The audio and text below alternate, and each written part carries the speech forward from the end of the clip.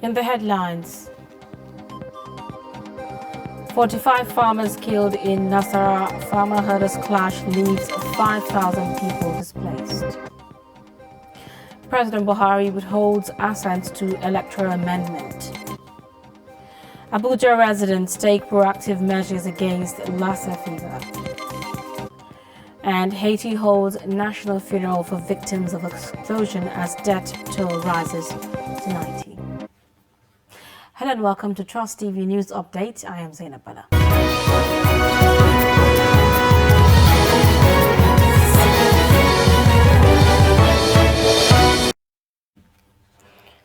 The news in detail. 45 people have been killed and 27 injured following renewed hostility between farmers and herders in Lafia, Obi and Awe local government areas of Nasarawa State. The police public relations officer, Nasarawa State Command ASP Rahman Nansel, who confirmed the incident, said the command received complaints on Friday following attacks on Washi village in Obi local government area where people were killed by gunmen. Reports say the first attack started on Friday morning and continued till Sunday night, with at least 5,000 farmers across 12 communities displaced as a result of the attacks in the 3 local government areas. Meanwhile, authorities said some of the victims who sustained injuries are receiving treatment at hospitals in Obi, Lafia and Awe local government areas. Speaking on the development, the Nasarawa State President of Tiv Development Association, Peter Ahemba, said that over 20 corpses of his kinsmen were recovered across 12 affected. Meanwhile, Nasarawa State government has launched an investigation into the attacks. President Muhammadu Buhari has cited the high cost of conducting direct primaries, the security challenge of monitoring elections and marginalization of small political parties as part of reasons for rejecting the bill. The President stated this in a letter to the President of the Senate, Ahmed Lawal, explaining the reasons he withheld his assent to the Electoral Act Amendment Bill 2021. The President in the letter said the prevailing situation in the country would not allow him to sign the bill, adding that he also received informed advice from relevant ministries, departments and agencies of the government and carefully reviewed the bill in light of the current realities prevalent in the country. The President said that it would be better to allow each political party to determine its mode of selecting candidates for election. The 30-day window for President Muhammadu Buhari's assent to the bill elapsed Sunday night. Now, Nigerians expressed mixed reactions over President Muhammadu Buhari's refusal to append his signature on the Electoral Amendment Act forwarded to him by the National Assembly. Trust TV's Shafiu Suleiman reports that the call is coming after expiration of a 30-day window for the President to assent to the bill as provided for by the 1999 Constitution as amended. His report. Section 58, subsection 1 of the 1999 Constitution provides that the President shall sign into law a duly transmitted bill within 30 days, or in the absence of that, the National Assembly should garner 2/3 votes to veto the President where such need arises. The 30 days window elapses without clear picture on the President's position on the Electoral Act Amendment Bill, pregnant with far-reaching reforms on the nation's electoral processes such as direct political party primary, electronic transfer of election results, amongst others.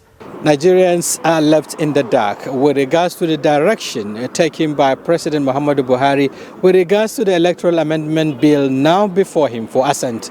I don't really know his next step towards, covering this issue, because the electoral bill is very important for our election in 2023.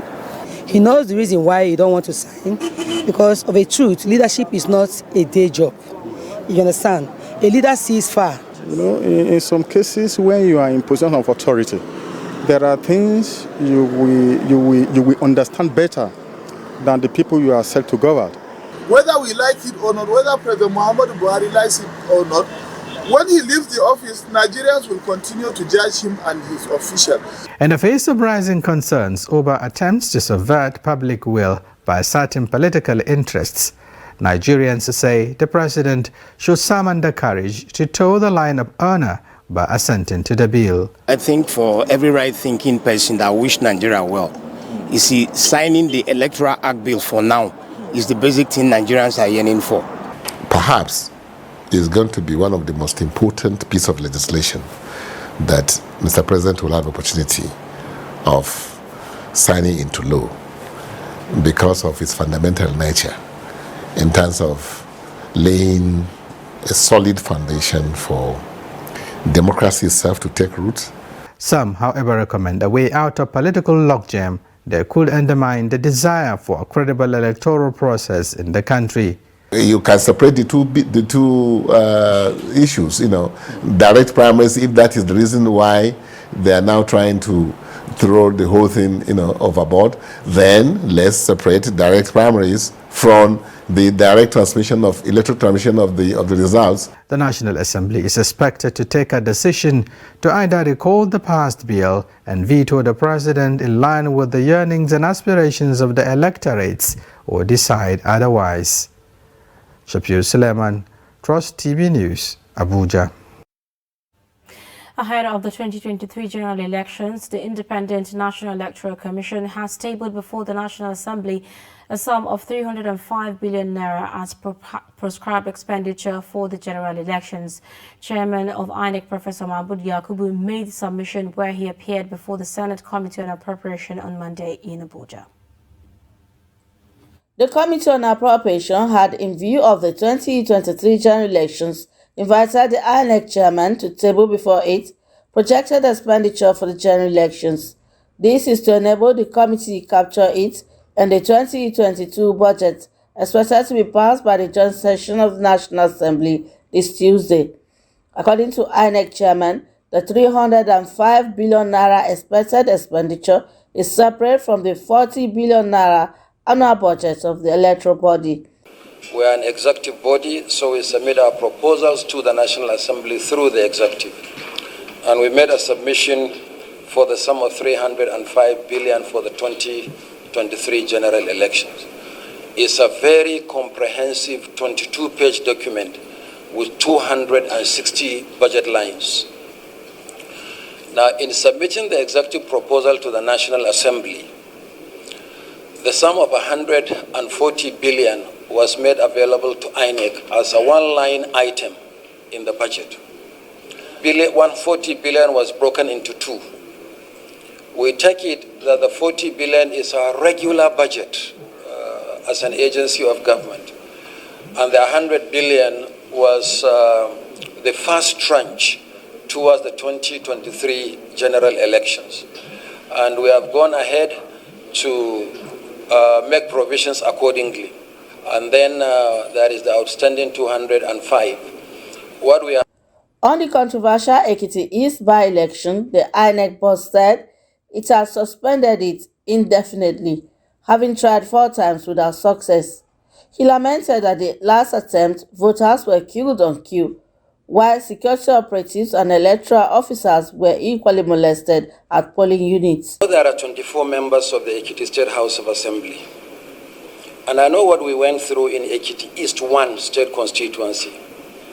The main election, a runoff election, unfortunately the member died. We mobilized for a by-election. But as we are aware, the by-election was disrupted by sheer act of violence. Voters were killed on the queue on election day. A police officer was killed at a polling unit on election day. We simply suspended the election indefinitely because this INEC will never reward bad behavior. Will never tolerate a situation where citizens are killed on account of elections. So the election remains suspended indefinitely. By indefinitely, I mean indefinitely, until the conditions are right for the by-election. Now is, with Ekiti governorship election coming up in June, Ekiti East 1 state constituency may be a dress rehearsal for the Ekiti governorship election. So we may end up conducting the election in that constituency 5 times because it may be disrupted. Now the thinking of the commission at present is that since the Ekiti governorship election is holding in June, we should just wait and combine the state constituency and the governorship election in June instead of going twice. This will also be more cost effective because the same ad hoc staff we are going to use for the governorship election will cover for that constituency if we do. In his remarks, the chairman of the Appropriation Committee, Senator Barau Jibril, said required appropriation for the general elections will be made for the electoral body in the 2022 budget in the interest of all Nigerians. Jibril assured his committee's report on the 2022 budget proposals will be laid in plenary at both chambers on Tuesday, considered and passed. Tomorrow or when? Unfailingly. Tomorrow, unfailingly. We are going to lay tomorrow for the passage. Okay. We are going to submit and consider. Submit and consider. Yes, tomorrow. Yes. We are going to present and consider. We're going to present, and then the presentation will be tomorrow, and the consideration will be tomorrow as well. Okay, sir. By the grace of God. We've been waiting for them. They've given us the fullest information required of them, and we are proceeding to put together a report for our submission to the plenary tomorrow, God willing. We're going to present, and then it's going to be considered tomorrow.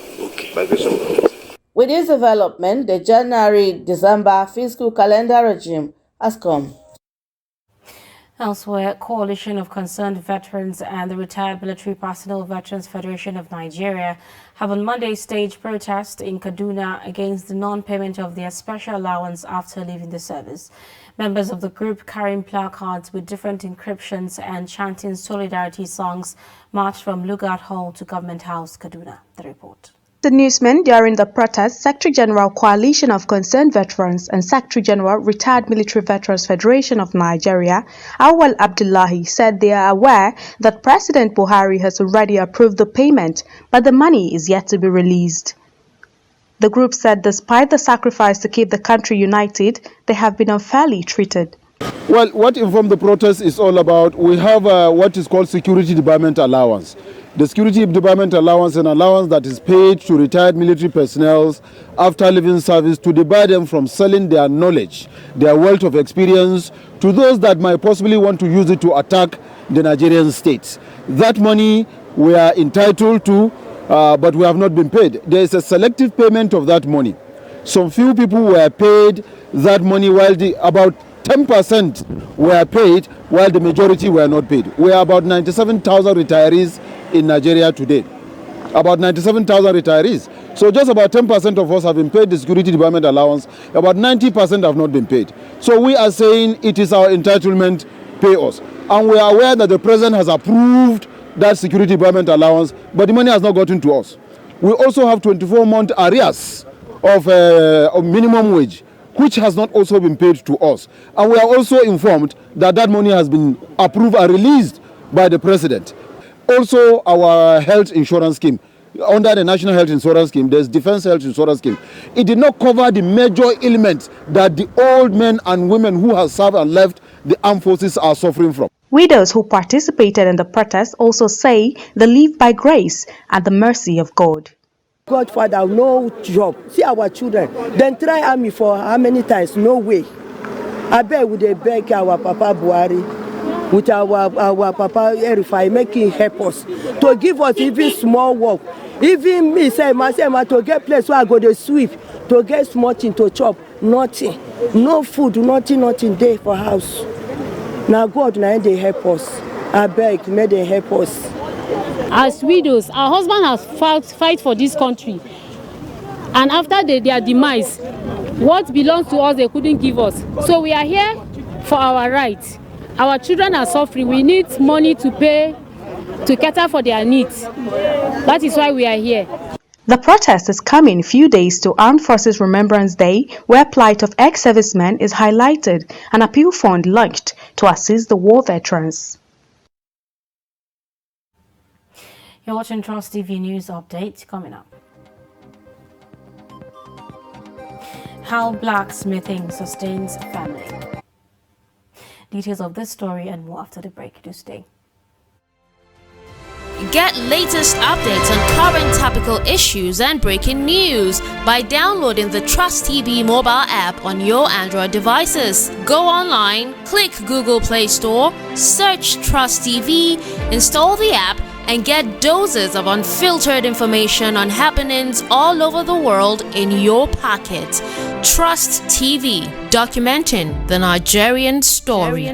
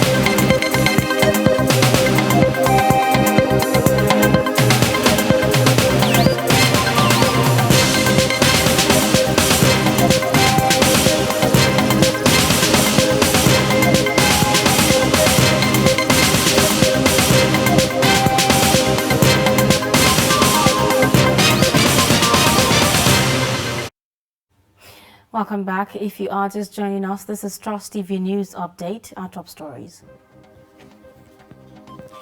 45 people have been killed and 27 injured following renewed hostility between farmers and herders in Lafia, Obi and Awiloko government areas of Nasarawa State. And President Muhammadu Buhari has cited the high cost of conducting direct primaries, the security challenge of monitoring elections and marginalization of small political parties as part of reasons for rejecting the bill. Still ahead, the Nigeria Center for Disease Control (NCDC) has confirmed over 1,000 more cases of COVID-19 in 19 states and the Federal Capital Territory. The health agency made the announcement on Monday night via a post on its verified Facebook page. This brings the total number of cases in the country since 2020 to over 200,000, with over 2,000 deaths, while about 211,660 have been successfully treated. Daily Trust had reported that the agency on Monday night announced that the country has entered its fourth wave of the disease following the recent surge in cases. Over 80 persons have died from over 434 reported cases of Lassa fever outbreak in the country since the Nigeria Center for Disease Control announced the outbreak in November. Following the reported case of an outbreak in the Federal Capital Territory, Trust TV has been tracking the development and management by the authorities. Our reporters visit a neighborhood in Jabi district to speak with residents on their challenges in managing rodent carriers of the viral disease. Ali Usman reports. Tucked away in this makeshift buka in a small neighborhood in Jabi, a district of Abuja, it is another busy day in the office for Angela Samuel, who works as a food vendor. Not too far away is Deborah Oche. She sells roasted yam and beans porridge. Both ladies have had a running battle with rodents in the storage and preservation of their raw food. If I see rats for inside the place when I sell, my own be say the moment that I see them, I just enter the shop and arrange the shop so that the rat run out. No money no dey now. If money they no be market they move. Yes. Now if you say person come now, come say I stand up, sleep no go worry me. As market no dey, I know say money no dey for pocket. If money dey for pocket, now market they move. The food vending businesses here operate in proximity to poorly managed dump sites where rats and rodents, carriers of the Lassa virus, can breed, invade and infest shops, stores and homes. Lassa fever is a yearly epidemic that poses a serious health challenge to authorities, with heavy death tolls in each outbreak. Yet, it doesn't seem that some of the most vulnerable people at the grassroots, like Angela and Deborah, whose realities reflect that of millions of homes across the country, have the right information for prevention, despite obvious danger. In the meantime, the NSCDC have said they have launched a surveillance and response mechanism to help manage the outbreak. In Abuja, Aliyu Usman, Trust TV News. Now, blacksmithing is one of the oldest occupations in Africa. It has for centuries provided humanity with skills and ideas on how to explore the environment. It is found across all tribes in Nigeria, mostly practiced by men, and the skills transferred from generation to generation. Now, take a look at this blacksmithing site in Garki village, Abuja, where a family of blacksmiths are thriving. My name is Yusuf Adamu. I'm 8 years old.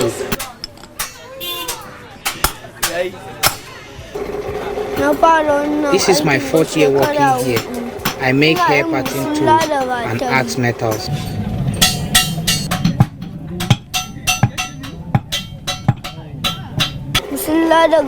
I made this myself.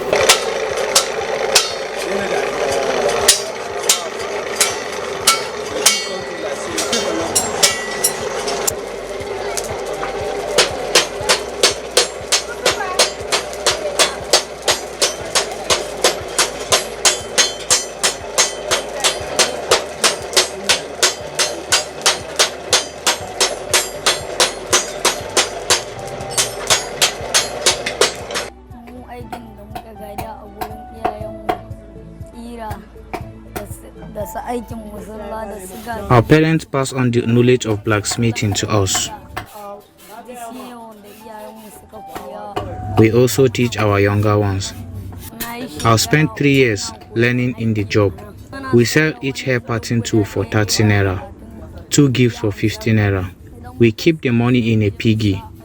When we need it to buy anything, my mother gives us a part of it.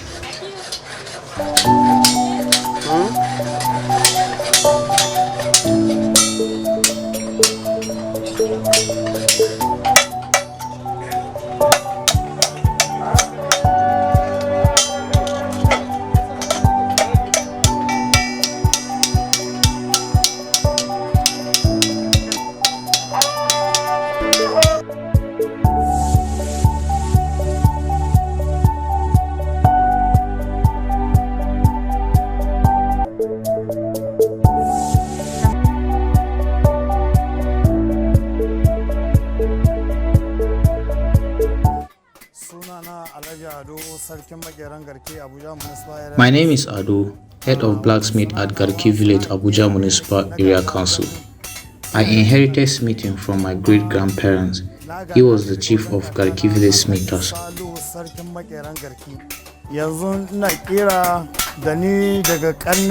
Right now, I and my family, including my brothers, are engaged in the business.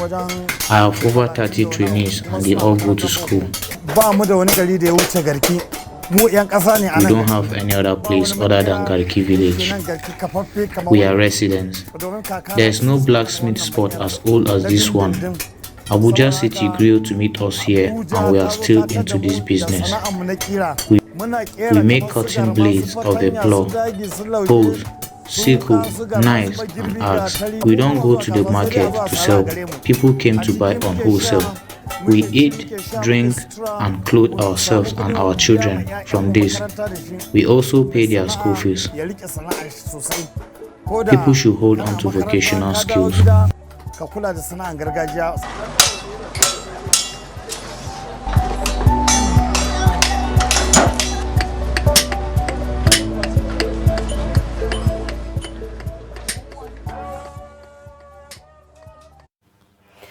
Nigeria's Naval Chief Vice Admiral Awal Gambo says besides the development of requisite skills to tackle the nation's maritime security threats, the Nigerian Navy is massively embarking on fleet recapitalization and expansion.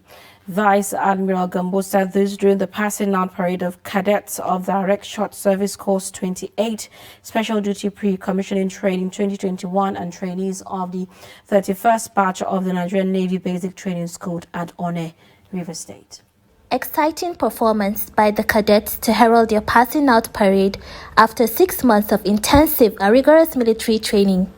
Chief of Naval Staff Vice Admiral Awal Gambo said efforts are ongoing through fleet recapitulation to address the nation's maritime security threats. The Nigerian Navy has marched intent with clear practical steps evident by ongoing fleet recapitalization and expansion program that has led to several endorsements of MOUs, particularly the contract with Mrs. Jason Shipyard Limited, Turkey, for the acquisition of 2 brand new high-endurance offshore patrol vessels due to be delivered to the Nigerian Navy within the next 37 months maximum.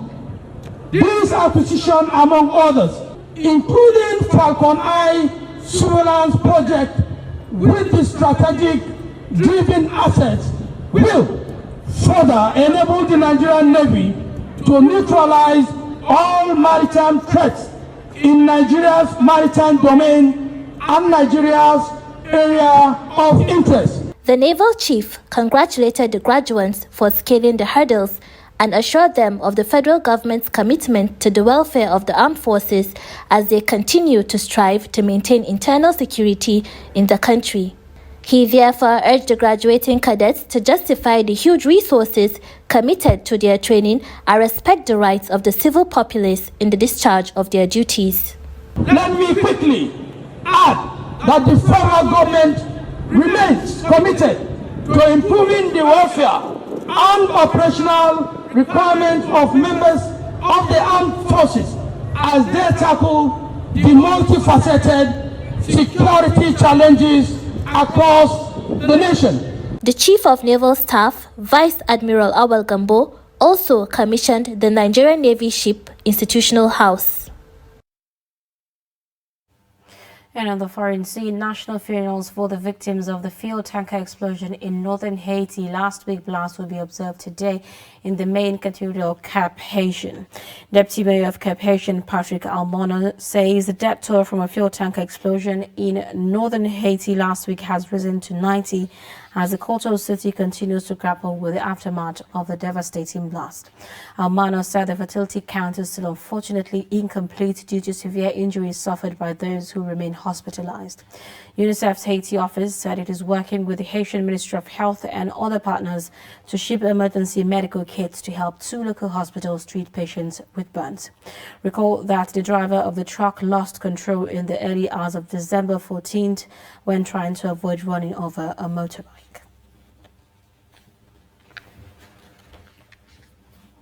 And that's it on news updates. Do not forget to follow us across all our social media platforms.